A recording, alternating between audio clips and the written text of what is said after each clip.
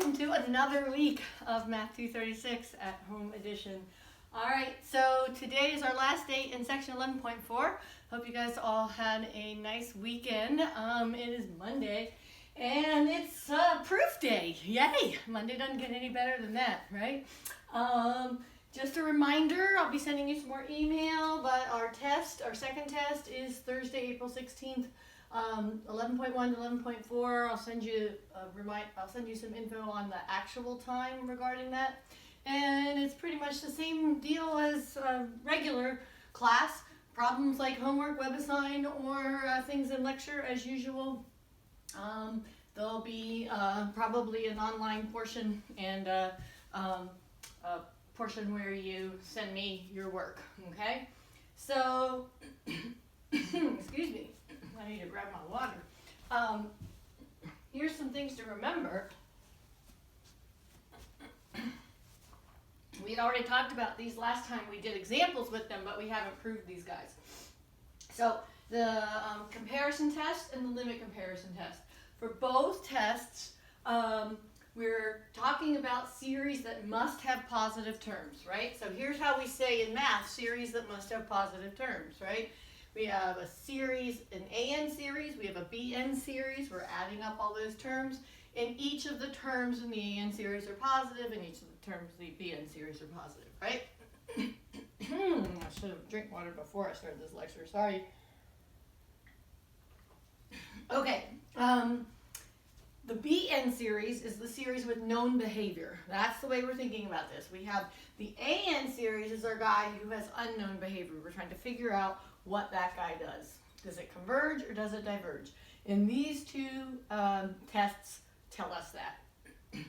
So I'm not going to say these because I'm barely going to be able to get through this lecture the way I'm feeling right now.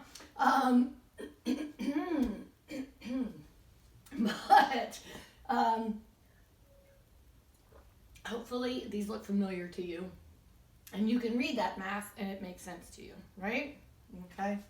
Awesome.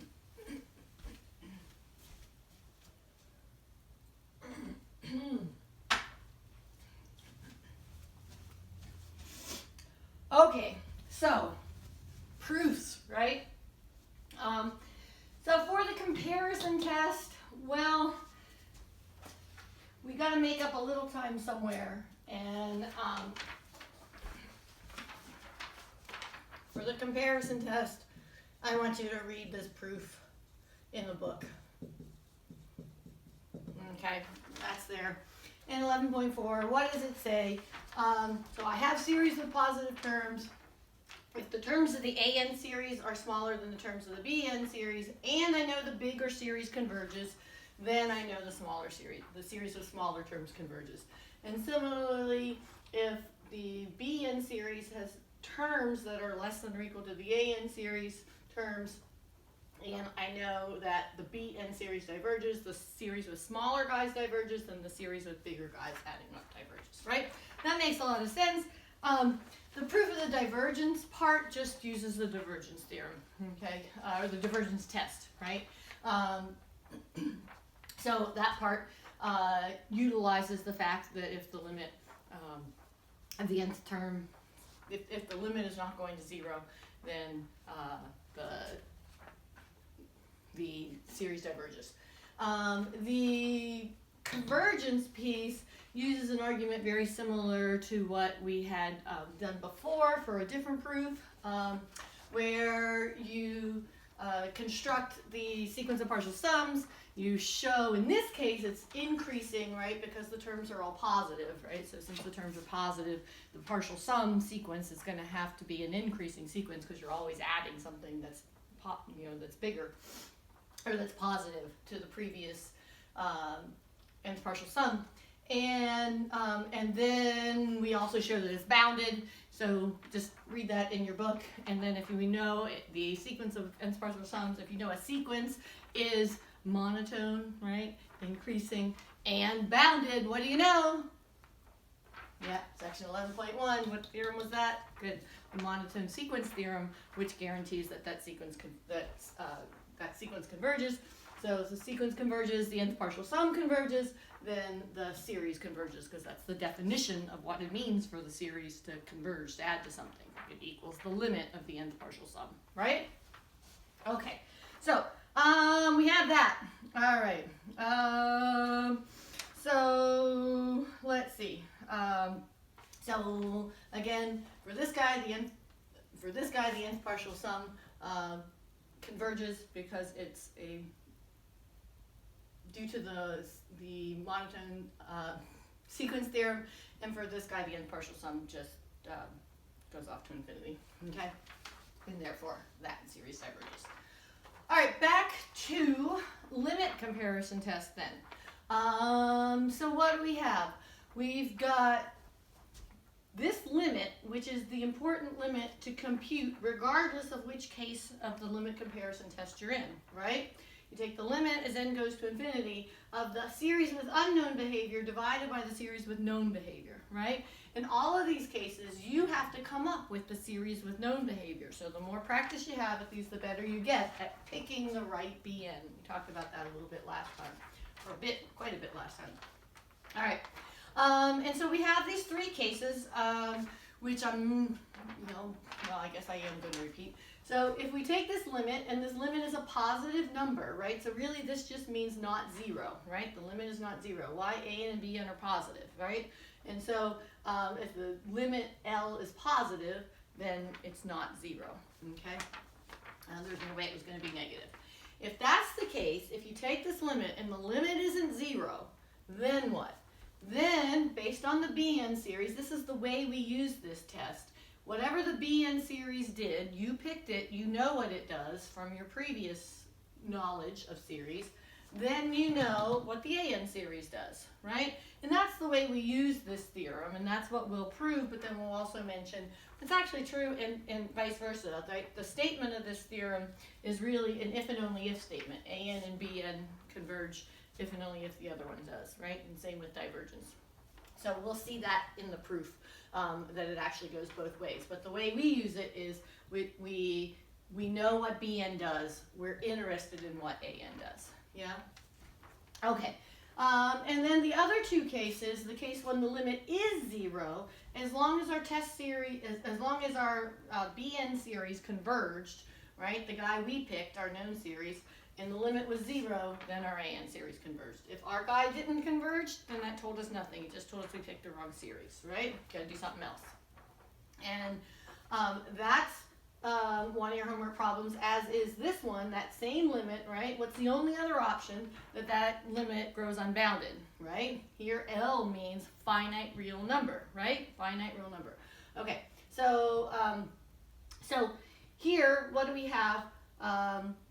Here we're growing unbounded, and so if that limit goes to infinity, all's not lost as long as the series you picked to use to compute this limit with diverged. If that series diverged, then your series, your unknown series diverges, right? We are going to prove this guy, which is also proved in your book, but we're going to do it a little bit more legit. And then we're going to prove the last one, okay? And leave the second one there for you. All right? Okay, here we go.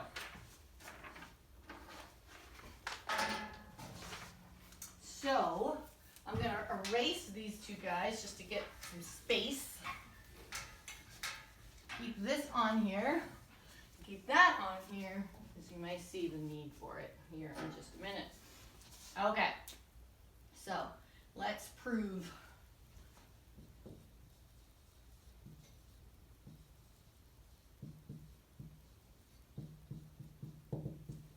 proof of case one, right, of our limit comparison test. Just gonna check the video one more time. Here we go. Yes, indeed. Okay. So what do we start with, right? Well, what is the basic thing that we need to remember whenever we're using limit comparison test? We gotta check is that our series have positive terms, right? Okay. So we're gonna say, right, let AN and BN be series, right? Well, that's kind of what this says. We'll just write it in words, right? As soon as you write that, you're saying they're a series, right? And here's the important part. Let AN be positive and BN be positive, right? We're working with positive guys here. All right, so that's the underlying truth about either one of these guys. Now, what else do we get to work with, right? We're proving an if-then statement, yeah? So we get to know this is our hypothesis, right? We know that this is true, yeah? So what else do we know, right? What else do we let be true, right? We let the limit as n goes to infinity of AN over BN equal L, right? Where, what do we know about L? L is positive, not 0, right? Okay. Well, that's as much as we know, right? We've just written what we know after the if. Now what do we have to do? Well, we have to come up with how to get to what's after the then. Yeah? That's the way this works, right? We're good at this now. Okay, so what do we know? Well, all we know is this, yeah? So what does that buy us? What do we know if we know that? I hear you thinking it.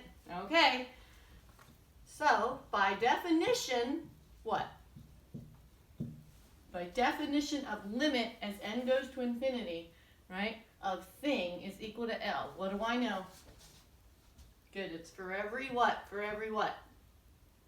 Yeah, good. It's an epsilon, right? Why? Because this guy's finite. So I want to judge how close this is to this, right? How do I judge distance of how close something is to some other finite number?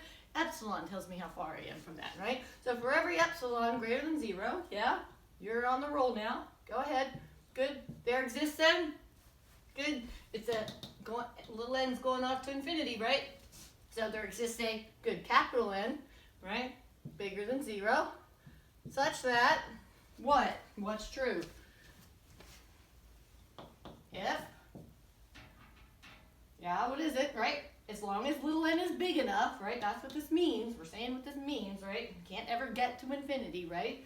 As long as little n is bigger than this capital N is some big positive number, as long as I go far enough out, right? What can I guarantee? Good. You guys got it, right? The distance between this guy and this guy is smaller than whatever error tolerance I want to pick, right? Okay? So then how do I say that in math? The distance between AN over BN and L, right, is less than epsilon. Yes? Good. That's what this buys us. Yeah? So notice again, right, this is kind of nice to point out as well. Well, yeah, let's just keep going. We're going to run out of time. So what does this mean, right? What does this guy mean? So as long as we're bigger, as long as little n is bigger than n, I'm guaranteed to have this. So what does that mean? So, well, some of you don't like working with absolute values and inequalities, so let's try to get rid of the absolute values. If I want to get rid of the absolute value, what is this absolute value inequality with a single inequality equivalent to without the absolute value? Good. Then you need a double inequality if you're going to drop the absolute value, right? This guy is between minus epsilon and epsilon. That's what it means for its absolute value to be less than epsilon, right? Okay. Now what do I want to do with this guy? Good. Add L to cross the entire inequality, right? So, and then add a few connector words. We have, if I add across the inequality, how do I like to write the other side? Do I write it as minus epsilon plus L? Yeah, no, we usually write L minus epsilon, right? It's less than, if I add L to the middle, what am I left with? Good, AN over BN. And then the other side, what do I write? L plus epsilon, yeah? Right, we added L across that inequality. That's a legit algebra move, right? Okay, so now what do I have? I've got this, okay? Let's take a little look, a little picture, okay?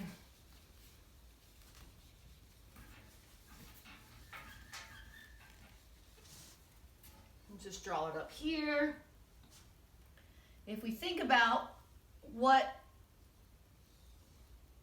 that's saying, okay, here's the little n axis, right? As long as n is big enough, right, as long as I'm past some big capital N, right, then this guy, an over bn, is between L minus epsilon and L plus epsilon. So let's, for example, say L is here, right? Then maybe here's L plus epsilon and there's L minus epsilon, right?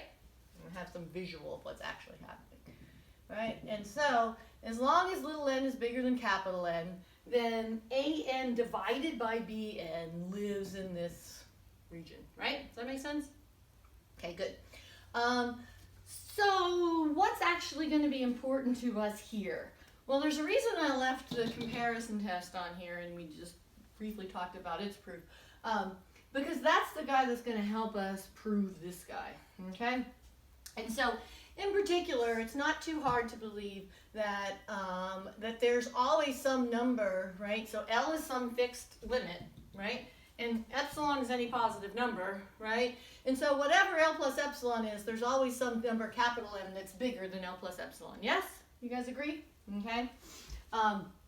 So we're going to say that this implies that there exists, okay, well, let's not use symbols in our proof. Let's just say we have that.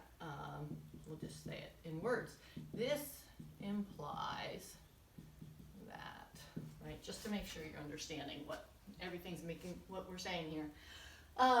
So we have like this capital M that's going to be bigger than L plus epsilon. Yeah? Now, here, the way things are drawn, like you can see the distance, right? Okay, well, L is some positive number, epsilon is some positive number. We're saying this is true for every epsilon, for small epsilon. There's always going to be some little m in here that's smaller than L minus epsilon, okay? That's actually, you know, it seems obvious by looking at this drawing, but if we had drawn L minus epsilon super close, you might be like, wait, is there really an m between little m between 0 and L minus epsilon? Well, and this is the beauty of the real number system, right? It actually is definitely true. You could take some more math if you want to prove all that kind of stuff. This implies that there exists a little m and a capital M such that what, right? Well, let's just write this guy,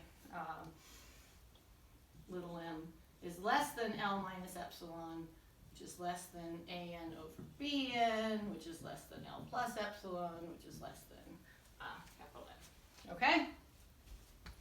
And this guy's, all of this is positive. What do we really care about? We really care about this piece of the inequality. So let's rewrite that guy. Okay? So,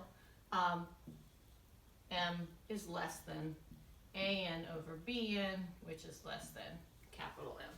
So you're seeing where this is all coming from, right? Okay, this is sort of where your book starts, but I want to make sure you have a sense of where that definition's coming in. Okay, so now we have this inequality, okay? What we don't like this fraction, all right? We're going to get rid of the fraction, yeah? Okay, maybe you're seeing it.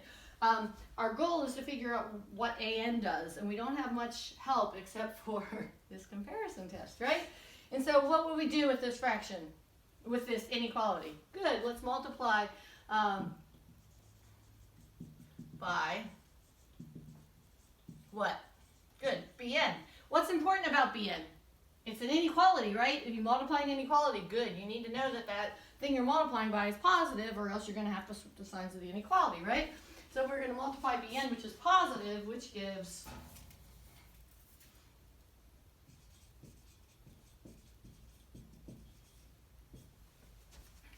what? It gives us, if I multiply bn, I get that m, little m times bn is less than an, which is less than capital M times bn. Yeah? We good here? And this inequality is going to be my important inequality, okay? Yep, that's going to be the important thing. So let's see how the rest of this goes, okay? So now, what is it that we're trying to prove? We're trying to prove that if bn converges, then an converges, right? Okay, so let's see. I think I'm gonna just erase this bit all in here just so I have space. I'm gonna keep that guy. Yeah, you've got this already, right? You've already got that piece. We all know how we got there now. See if you can finish out the proof while I'm erasing this.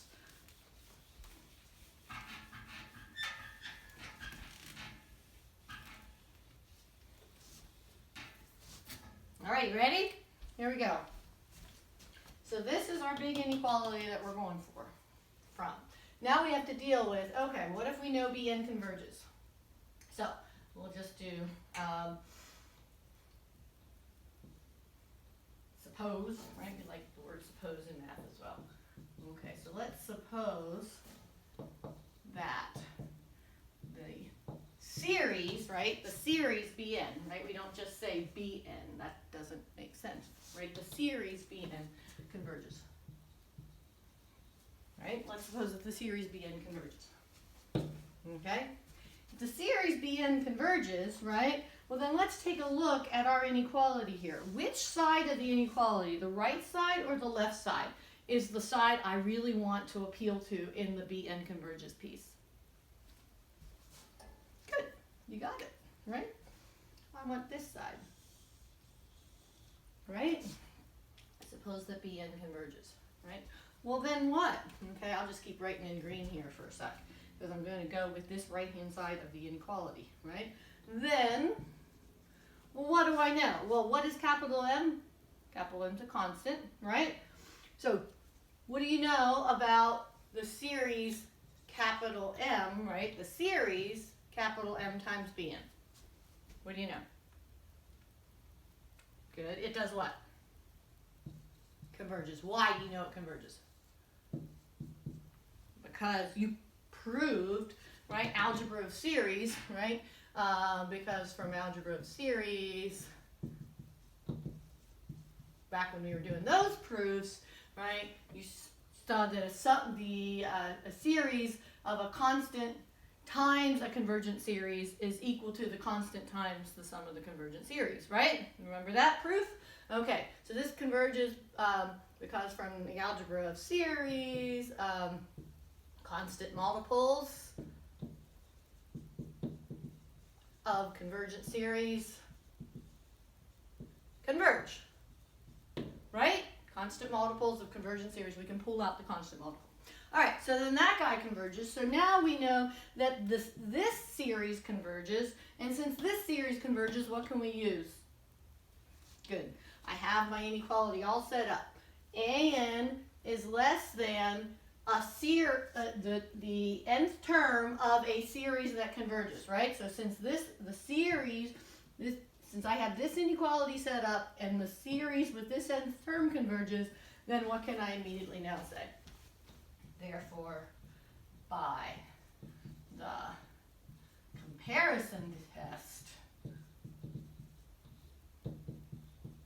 right, we had already said the ANs and BNs were positive, therefore by the comparison test and the right-hand side of this inequality,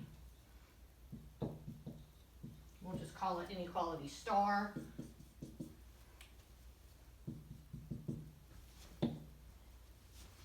It follows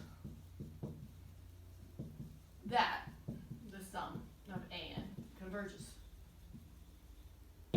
Yeah?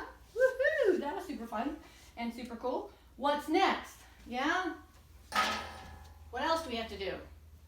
Well, we've got to do this part, right? Oops, I erased that. Okay, that suppose that the sum of Bn does what? Good. Diverges. Yeah? I'll just start writing a different color for fun, because we can, right? Okay, so if Bn diverges, what do I want to do? Now you tell me. What do you think? What do I want? You got it? Back to our inequality star. What part of it do I want this time? Very nice. You guys got this. This is the part I want, right? If Bn diverges, then you tell me, what do I want to say? Then what? Yeah. Right? Then, first of all, what we care about is this series, the sum of m times Bn, where m is a constant, right? And Bn was a series that we knew diverged, right? What can we say about this series? Good. It diverges. Why? Well, there was a homework problem that you were supposed to read, right? Right? That said, if you have a divergent series and you multiply that series by a constant, that there's no hope for this series. It also diverges, right? You can't multiply a divergent series by a constant and get anything other than a divergent series, right? Beautiful. Awesome. So now we know that this series converges and that we know that the nth term of that series is smaller than an. So what can we say? Therefore, by the comparison test and the left-hand side of our inequality, what do we know? It follows that the sum of the bigger guy, right? If this guy diverges, the bigger guy has to diverge. The series of the bigger guys, right? The sum adding up the nth terms of the integral follows that that guy also diverges. And we are done. We're done with that. Yeah? Does that make sense? There, we proved it. You got it. Now you understand why it works, right? Okay. Okay, what about the other direction, right? So let's just mention that real quick, because these arrows go really both ways, right? Okay, that's the way it's stated in the book. It's an infinitely if statement, okay? So if we were actually trying to do the arrows the other way, which is not the way we use the theorem, right? For what we're doing, right? We pick something where we know what Bn does so we can conclude what An does, right? So if we wanted to think about how do we go the other way, well then what do you guys think we would do? Yeah, right. So you would just, when we had the other inequality, you would divide by the little m, right? So suppose we divided by little m, this inequality right here, yeah? Okay, and then we would have Bn is less than 1 over m times An, yeah? So what would we care about? What would that part prove? Yeah, right? If you know this guy converges, then that guy converges by the comparison test, right? Then the Bn would converge because this is bigger, yeah? And if we divided the whole thing by capital M, then we would have an inequality to say 1 over capital M times An is less than Bn, right? And then what would you care about? The divergence piece, right? So that part would give us the divergence for going the An, because if An diverged, 1 over m times An would diverge, and that guy is smaller than the Bn if we divide by m, and therefore if the smaller guy diverges, then the bigger guy diverges. That's comparison. Make sense? There we go. So that's why it goes both ways, but the way we use it is usually this way. Yeah? Awesome. So that theorem is proved. Yay! So let's now prove another one. Fun. The best way to start off a morning, right? Okay. See, my voice came back. It was like, all right, I don't want to talk. But as soon as it was like, okay, let's prove some things, then the voice was like, all right, I'm in. I'm game. All right. So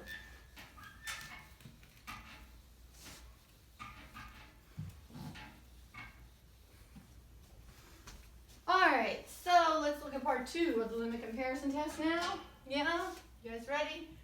No, not part 2, part 3. Part 3 is what we're going to do next. I'll save part 2 for you. Right? Okay. So here we go. What does part 3 say? It says if the limit as n goes to infinity and of Bn grows without bounds, right? And what else? And what else? The sum of Bn does what? Good. Diverges. Right? Then, what do you know? Good. Then you know what? Sum An diverges.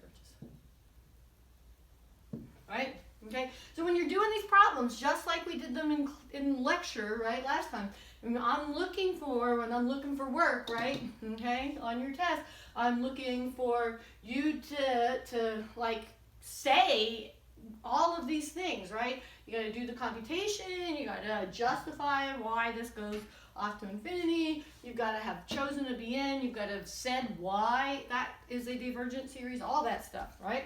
And you gotta say you're using this third part of the limit comparison test to make your, you need to convince me you know what you're talking about, right? Okay? If you didn't say it, I believe you don't understand it, yeah? Okay? So you're just trying, so anyway, that's how you convince me, right? That's the whole deal with math. All right, so here we go, let's prove this guy. How do we start off the proof? Okay, well, we say, right, let AN be positive and BN be positive. Right? We have series with positive terms. Yes? Okay. Okay, so now what? Well, what do we know this time? What do we know this time is this limit is true, right? So that's what we get to say, yeah? Let this limit, and we know that that guy diverges, right? So just so that I can kind of keep things, what we're going to do next in more of an order, I'm going to write this first, right? We know these two things. These are the two things that come after the if. Those are our hypotheses. We get to know those guys, right? So let's let the sum be a divergent series, right? Let's just use a little more words just for fun. Yeah? Just to make sure that we remember this is a series. We're summing, yeah? Okay. Let Bn be a divergent series, right? That's another part of our hypothesis. What else do we get to let be true? Good. Another thing that comes after the if, right? Let the limit as n goes to infinity of AN over BN grow positive without bound, right? Go to infinity. Again, never write equals infinity. I hate it when books do that, right? You can never equal infinity. All right, anyway, here we go. So, what do we know, right? What can we work with? We need to buy ourselves something to work with. This limit, the definition of what this means is what we want to buy ourselves, right? So what does this mean? Okay. Therefore, by definition, what comes next? You should know, right? By now we're pretty good that it's a for every. The question is it a for every epsilon or a for every m, right?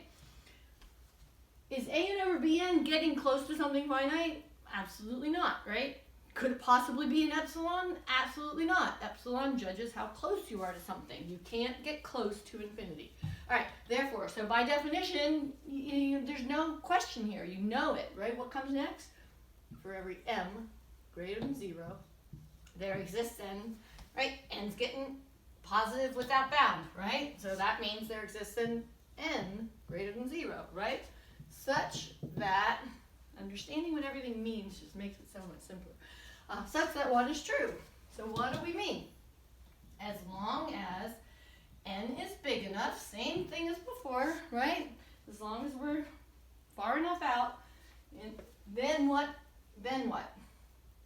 Okay, well, we can't say the absolute value of AN over BN minus infinity is less, that's crazy, right? What does this mean? What does this mean? It just means this thing can always be made what? Good, bigger than what? Any huge positive number you care to give me. It doesn't matter how big, right? Doesn't matter how big. As long as we go far enough out, we can always get bigger. Yeah? All right, so this is what we get to work with. So this looks good. What should we do next? You guys tell me. Good. Since, gotta justify, you know that you understand where the important things are coming in. Since what? Good.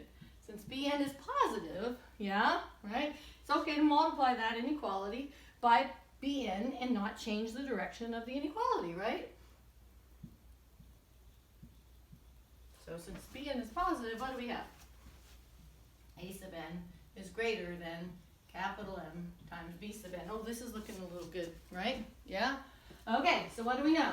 You guys tell me, what do I want to say next? You got this now. What should we say next?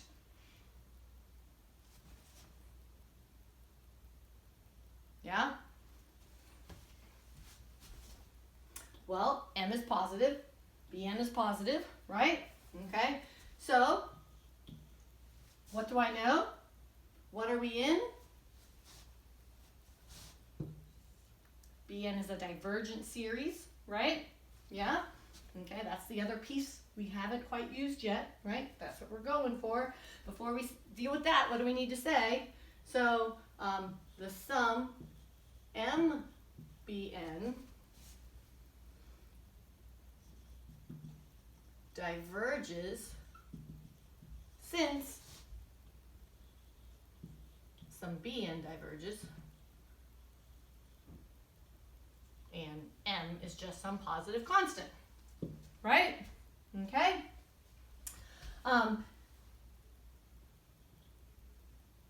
M times Bn, we could even put in if you wanted to say that that's positive, yeah? Because what are we about to use now? Good. We are about to use the comparison test, right? Okay, awesome, absolutely fantastic. What do we know now, right? These guys are series with positive terms, yes? That's what you need for the comparison test. The series for this guy does what? Diverges, right? These terms are smaller than the AN terms. The AN terms are bigger than these guys. So what does the comparison test tell us about these guys? If the sum of the smaller guys diverges, then the sum of the bigger guys diverges. Therefore, by the comparison test, the sum of A sub n also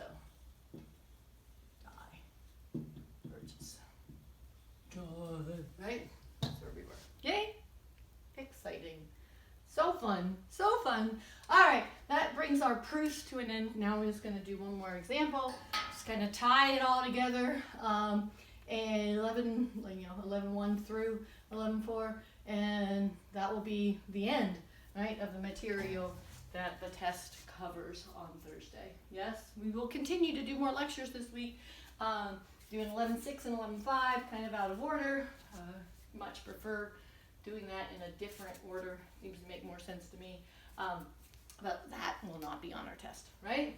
All right, so I'm going to erase all of this so that we can move on to do one more example before we close this guy out. Yeah? See if there's anything else I wanted to talk about before I do that. Oh, yeah, there is. So let's pay attention to this before we, good, I'm glad I didn't erase. Let's see why, like if Bn converged, it just tells us nothing, right? Okay? So if the Bn series converged, this is the inequality we have to work with, right? If the Bn series converged and M is a positive constant, then by our algebra of series, then the MBN series would converge. So now I would know that the series for this guy converges, but that guy is smaller than AN. So that tells me nothing, right? If I know that adding up a bunch of smaller terms converges, that tells me nothing about what adding up a bunch of bigger terms is. Yeah, does that make sense? Okay? And so that's why this piece, this case 3, only works in the case when you have divergent series as your guy that you're using as your known series. Yeah? So when you do the proof for part 2 of the limit comparison test, make sure when you go through and see your inequality that you understand why that piece only gives you a result when the Bn series converged. That if the Bn series diverged, that would tell you nothing. And make sure you can see that and understand. Make sense? Okay, good.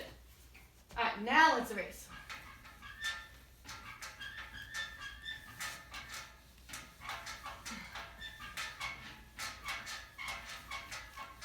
So we're going to do one example. Actually, maybe I'll just write it up here. We're going to kind of do an example, then we're going to tweak that example for a bit. But I'll write it up here while I'm erasing, and you think about what you might do with it, okay? So here's 11.4 Number 15, this is one of your homework problems. I think it's web assigned, not sure. So we've got the sum, n equals 1 to infinity, of 4 to the n plus 1 over 3 to the n minus 2. Okay, so you think about that. Converge, diverge, what would you do to justify it? All of that.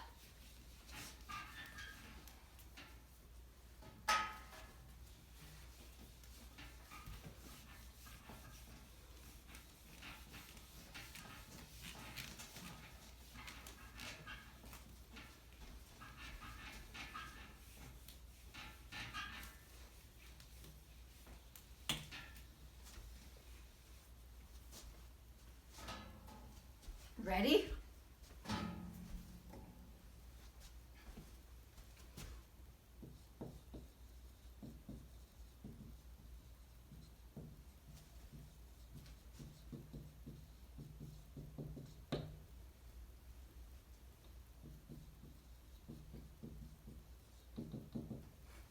Right? Justify is always part of the game whenever you're writing something for me, right? Okay, that's the problem with WebAssign. Anyway, so let's see. What do we do? Okay? Do you have a gut instinct? Do you have a gut instinct about whether this converges or diverges? You should have a gut instinct. I'll let you think about that. I'm just going to do a little algebra fun with this, just to kind of make sure we all understand some things too, and ways of thinking about things, okay? So let's say, before we say anything about it, all right, so this would be the sum.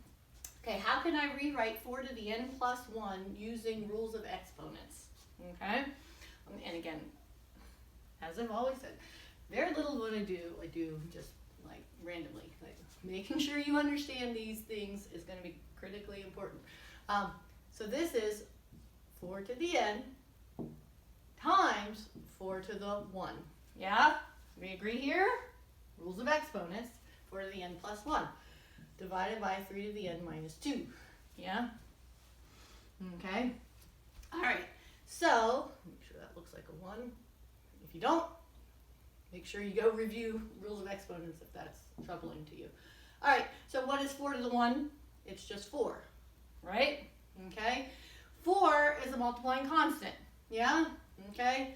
So that, if the series converged, then you know from your algebra series that the series, we can pull the 4 out. If the series diverged, the 4 isn't going to change whether or not it diverges, right? So I am going to pull the 4 out just to have it out of my way,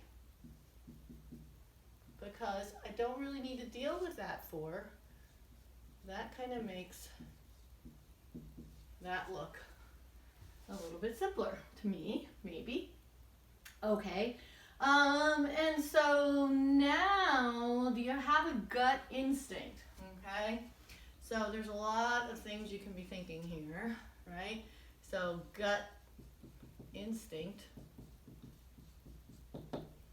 Well, 4 to the n over 3 to the n minus 2 is kind of like, right? For large n, as n is huge, right? Well, the minus 2 isn't going to be much, so that's kind of like 4 to the n over 3 to the n, right? 4 to the n over 3 to the n is, with rules of exponents, what? 4/3 to the n. Good. 4/3 to the n, right? If I think about that, that would be a series, right? Remember, that's where it came from. What kind of series is this? Good. This is a geometric series, right? This is not a p-series, right? This is a geometric series. What is r? R is 4/3. What do we care about with a geometric series, right? Geometric series converges if the absolute value of r is between -1 and 1, right? No, sorry, if r is between -1 and 1, or if the absolute value of r is less than 1, right? And it diverges if the absolute value of r is greater than or equal to 1, right? So in this case, r is 4/3, which is bigger than 1, and therefore this geometric series diverges. Now that's not the series that we have, but it's kind of similar, and so our gut instinct is good, diverge. Now all of that kind of just goes on in your head, right? Okay. Anyway, if you're just doing gut instinct, if you're justifying things or trying to come up with a comparison series, then it needs to show up on paper so that your thinking is clear, right? Okay, so we have a gut instinct of divergence, right? Okay, so what might be a nice test to justify that this guy would diverge? Good. Okay, I think I heard two different things out there, but let's do both, right? Okay, so to justify divergence,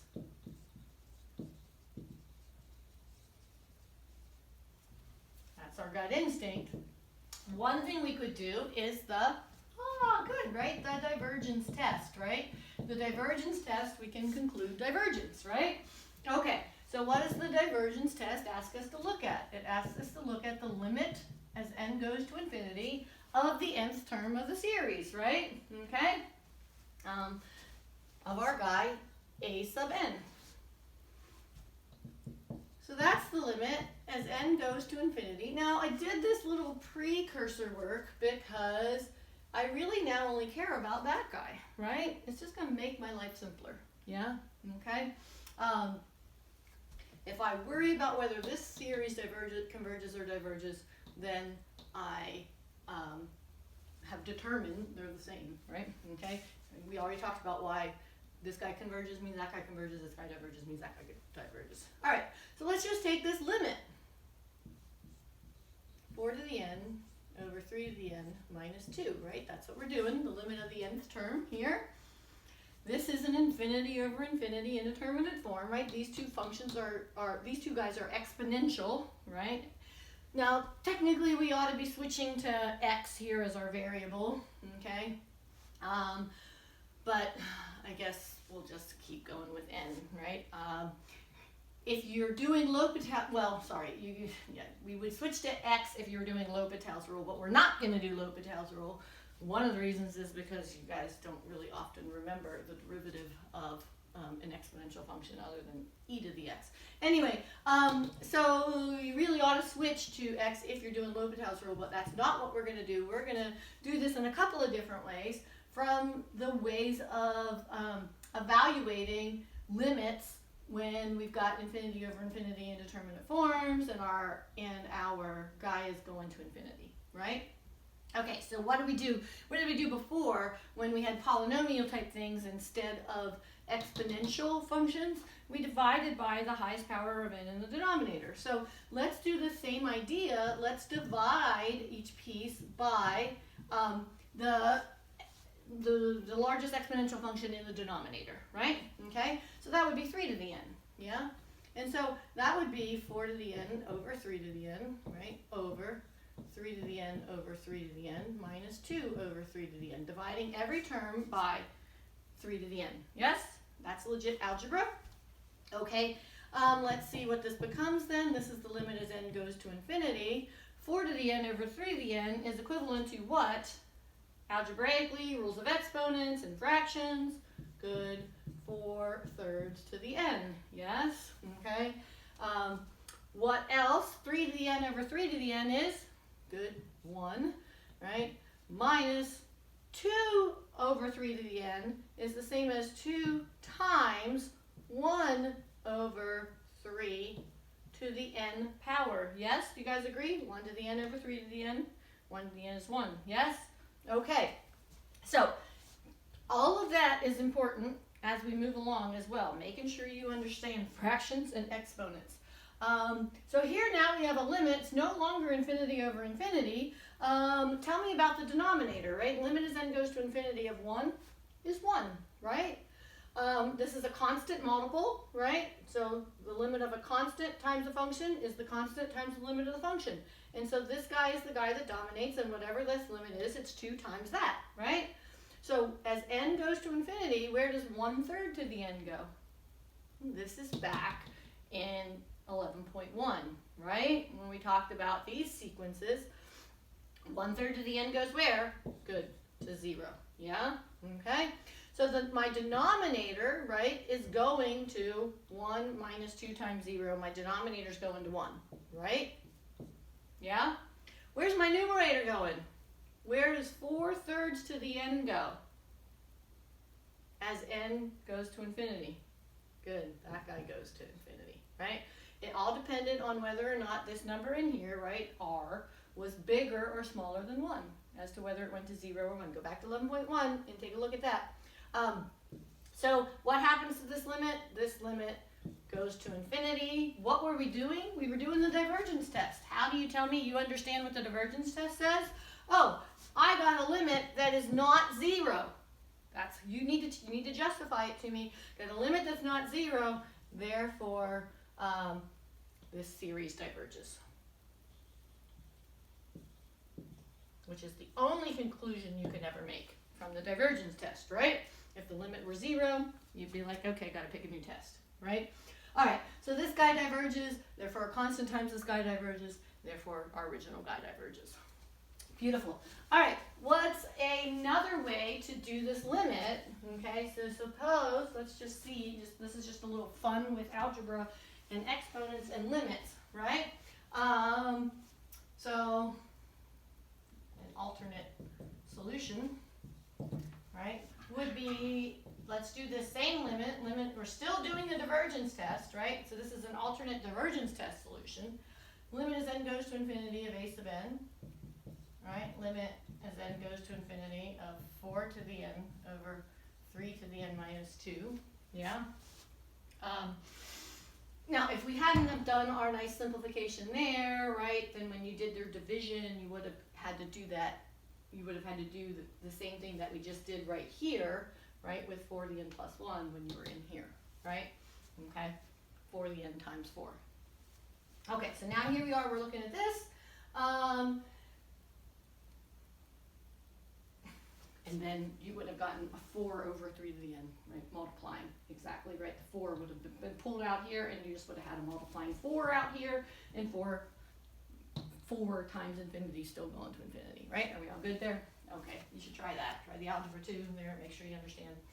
But we're going to stick with this. What if instead we would have divided by the 4 to the n instead of the 3 to the n, okay? So we have the limit as n goes to infinity. What if we had done 4 to the n over 4 to the n over 3 to the n over 4 to the n minus 2 over 4 to the n. What if we had done that? Okay, well, let's just see what would have happened. So that would be the limit as n goes to infinity. 4 to the n over 4 to the n, good, is 1. Okay, now what is 3 to the n over 4 to the n? Good, 3/4 to the n, yeah? Minus, what is 2 over 4 to the n? 2 times 1/4 to the n. Yes? Fractions. Okay? All right. So here we are. Now I've got a limit. My numerator limit as n goes to infinity of 1 is 1, right? Tell me about 3/4 to the n. Where does that go as n goes to infinity?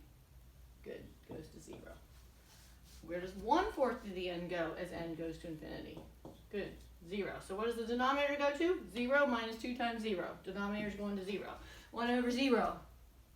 Good. Not in indeterminate form, right? We are blowing up everything. This guy does not exist, right? It's going to infinity, right? Because this guy, yeah, does not exist is the important piece, right? Yes? Okay? Our denominator is going to be positive, but therefore, what do we know? That's not 0. That's what the divergence test requirement is. Therefore, a n diverges. Yeah? Alrighty. Let's do this one more time. The divergence test was one way to do it. Another way to do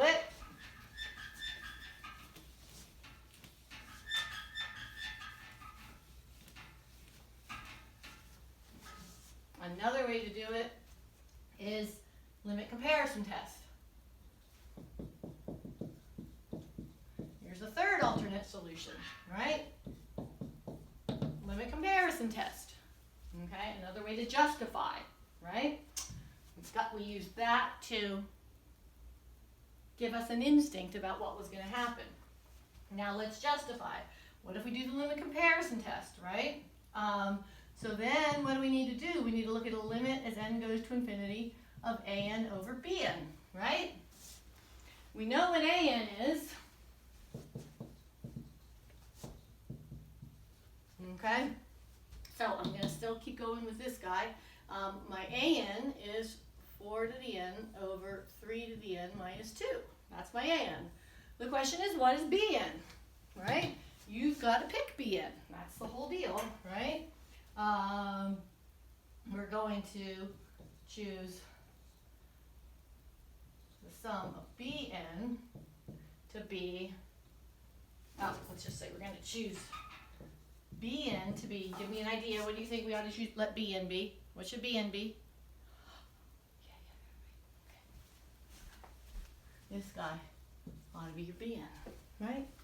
Bn is going to be 4/3 to the n, right? Now, when you choose that, you need to say what, right?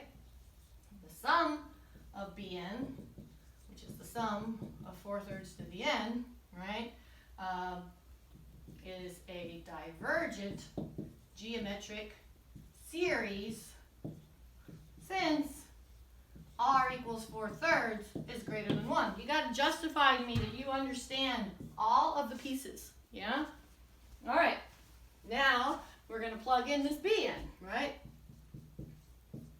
4/3 to the n, okay? So now what? Well, what do we have?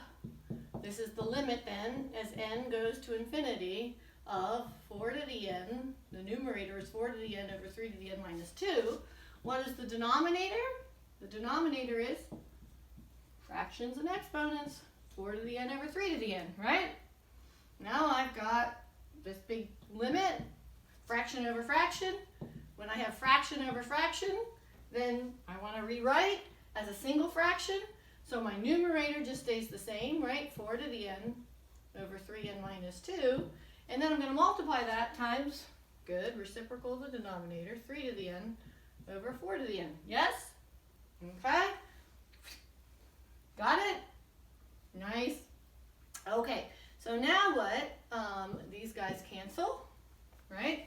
And what am I left with? The limit as n goes to infinity of 3 to the n over 3 to the n minus 2. Yeah? Oh, do we know how to do limits like this? Yes, we do. What should I do? It's infinity over infinity indeterminate form. You don't want to go to L'Hopital's rule. It's too much effort.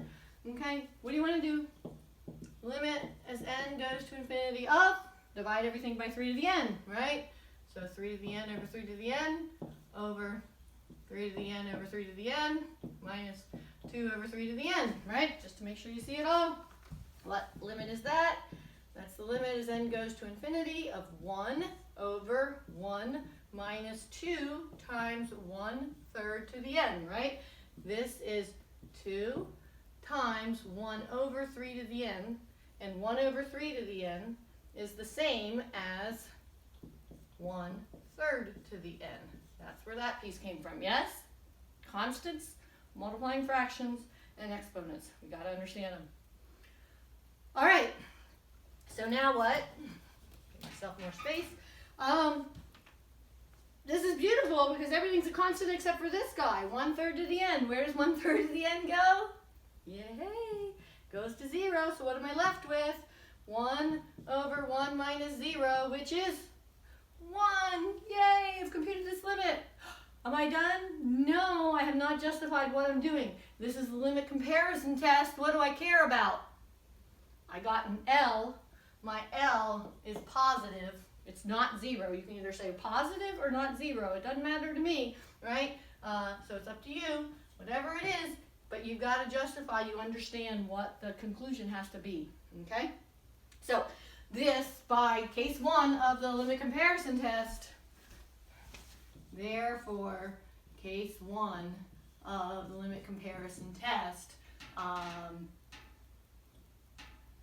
implies that our sum of AN diverges. Because why? You had told me your sum of BN diverged. And that's where we started off today, is proving that these guys have the same behavior. Yeah? Sound good? I think I'm going to close this one here. I'm going to come back and do one more example of a convergent one. I think I'm just going to make that just a separate little video. All right. Good luck.